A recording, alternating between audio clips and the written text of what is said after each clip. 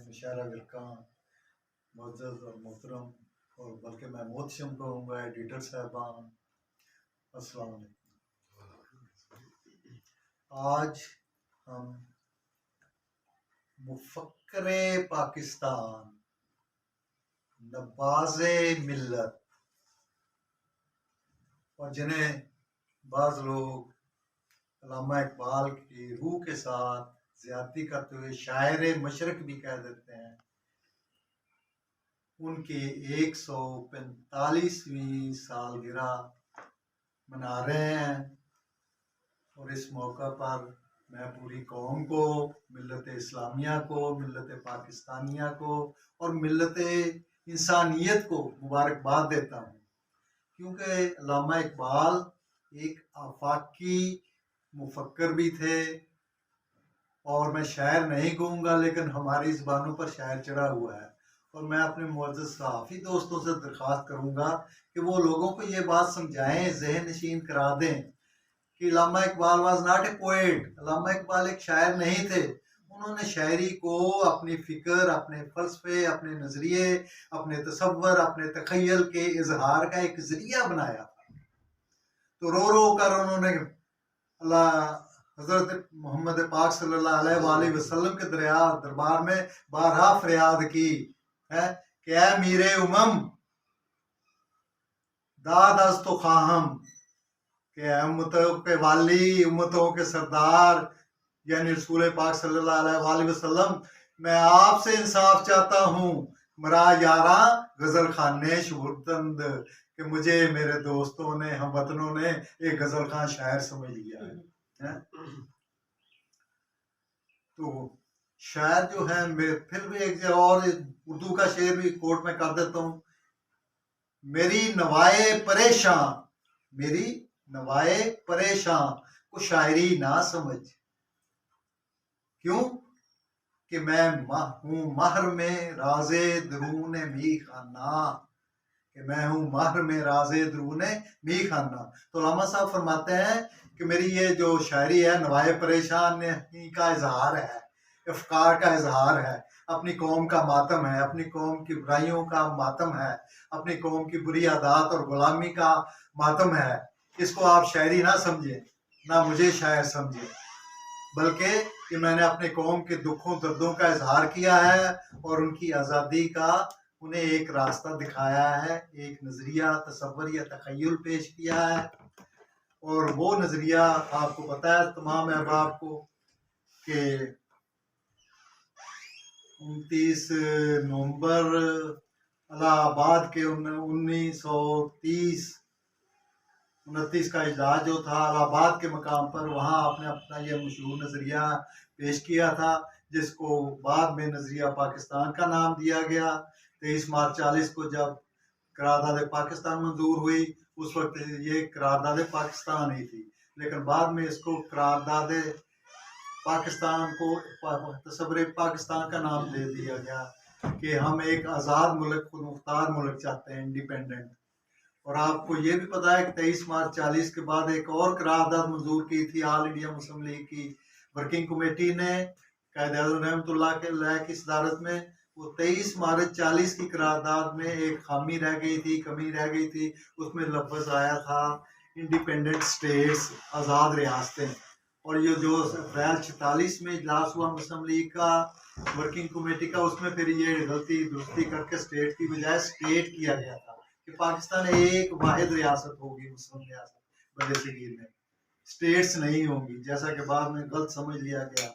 مغربی پاکستان علیحدہ صوبہ، مشرقی پاکستان علیحدہ صوبہ، سرحد علیحدہ، سندھ علیحدہ، پنجاب علیحدہ، یہ غلط تصور تھا۔ ایک واحد علامہ اقبال کا تصور تھا کہ ایک آزاد مملکت ہوگی مسلمانوں کی، دنیا میں بھی سب سے بڑی مملکت ہوگی، عالم اسلام میں بھی اور اس کائنات میں بھی۔ تو علامہ اقبال نے جیسا کہ کہا تھا، میں یہ بتاتا چلوں آپ کو، عرض کرتا چلوں، قومیں جو ہوتی ہیں نا، وہ حساس دلوں میں جنم لیتی ہیں، اور شاعروں کا دل کیا ہوتا ہے آپ سب کو پتا ہے، بڑا ان کا حساس دل ہوتا ہے، لطیف جذبات ہوتے ہیں، جن کا وہ اظہار غزل کی شکل میں، نظم کی شکل میں، شاعری کی شکل میں، ربائی کی شکل میں کرتے ہیں، منظوم شکل میں کرتے ہیں۔ یہ بھی انہوں نے جو اظہار کیا تھا، جیسا میں نے پہلے بتایا کہ اپنے نظریات کا اظہار کیا تھا، اپنی قوم کا ماتم کیا تھا اور اپنی قوم کو نجات کی راہ دکھائی تھی۔ وہ نجات تھی ایک آزاد خود مختار مملکت برصغیر ہند و پاک میں، جہاں مسلمان اور جہاں کے عوام اپنی زندگیاں اپنے عقیدہ کے مطابق، اپنے نظریہ کے مطابق، یعنی اسلام کے مطابق آزادانہ طور پر بسر کر سکیں، اور جہاں ہر حکومت کا یہ فرض ہوگا، آئینی ذمہ داری ہوگی کہ وہ لوگوں کو ان کی زندگیاں اسلام کے ضابطۂ لافانی، ضابطۂ حیات کے مطابق بسر کرنے کی ہر ممکن سہولت فراہم کریں گی۔ یہ حکومت کی ذمہ داری تھی، آئینی طور پر اب بھی ذمہ داری ہے۔ 1973 کے جو ہے نا کانسٹیٹیوشن چل رہا انفورس ہے، لاگو ہے، اس میں بھی یہ کہا گیا ہے، لیکن یہ آئین کی دفعات فراموش کر دی گئی ہیں، ان کی طرف کسی بھی حکومت نے کما حقوق توجہ نہیں دی۔ محترم ضیاء الحق صاحب آئے، اللہ تعالیٰ ان کو جنت نصیب کرے، شہید ہیں تو وہ دیکھ لو، انہوں نے افواج میں نعرے نئے نئے دیے، ماٹو دیا نیا فوج کو، شہادت کا، جہاد کا۔ اسی طرح دوسرے شعبوں میں بھی انہوں نے اسلامی تعلیمات کو نافذ کرنے کی کوشش کی، اس طرح اور بھی کچھ حکمرانوں نے بھونتی سی کوشش کی، لیکن ابھی تک ہم اپنی منزل سے کوسوں دور ہیں۔ اور علامہ اقبال کی روح آج بھی چیخ چیخ کر ہمیں یہ پیغام دے رہی ہے، ایک ہوں مسلم حرم کی پاسبانی کے لیے، نیل کے ساحل سے لے کر تاب خاک کاشگھر۔ میں نے یہی مختصر عرض کرنی تھی کہ قومیں جو ہیں شاعروں کے دلوں میں پیدا ہوتی ہیں، جنم لیتی ہیں، اور پھر جو مخلص سیاستدان ہوتے ہیں، مدبر سیاستدان ہوتے ہیں، قوموں کو ان کے ہاتھ سے وجودی شکل اختیار کرتی ہیں، وجود میں آتی ہیں، اور پھر انہی جو نالائق نااہل سیاستدان ہوتے ہیں ان کے ہاتھوں میں دم توڑ دیتی ہے۔ یہ تین میرے نکات نوٹ کر لیں۔ قومیں دلوں کے، شاعروں کے دلوں میں جنم لیتی ہیں، مخلص مدبر سیاستدانوں کے ہاتھوں عملی شکل اختیار کرتی ہیں، عملی نظریہ اختیار کرتا ہے شکل،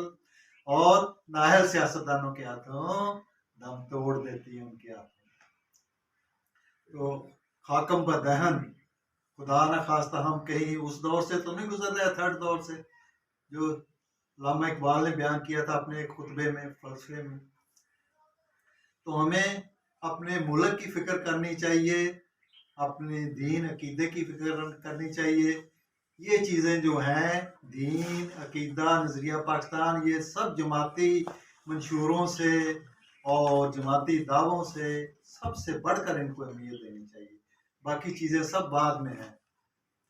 قومیت بھی بعد میں آ جاتی ہے، عقیدے بھی بعد میں آ جاتی ہیں، نظریات بھی بعد میں آ جاتے ہیں۔ سب سے اولین نظریہ پاکستان ہے، اور اس کا مطلب نظریہ اسلام، جو ایک آفاقی نظریہ ہے جس نے کبھی ختم نہیں ہونا، اور جو میں بتاتا ہوں چلو آپ کو، اس نظریے کا علم بردار ہے، اس کو بھی کبھی فنا نہیں آئے گی، وہ مر کے بھی نہیں مرے گا،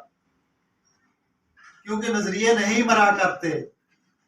نظریہ جو قوم چھوڑ جاتی ہے وہ قوم ختم ہو جاتی ہے، اس کی جگہ اس کے متبادل نظریے پر جو قوم کاربند ہوتی ہے وہ آگے آ جاتی ہے۔ اللہ تعالیٰ بھی قرآن مجید میں فرماتے ہیں، جب ایک قوم میرے اصولوں سے، میرے قوانین سے پیچھے ہٹ جاتی ہے تو میں اس کی جگہ ایک اور نئی قوم لے آتا ہوں۔ تو ان چیزوں کو علامہ اقبال کا یہی فلسفہ تھا، یہی نظریہ تھا۔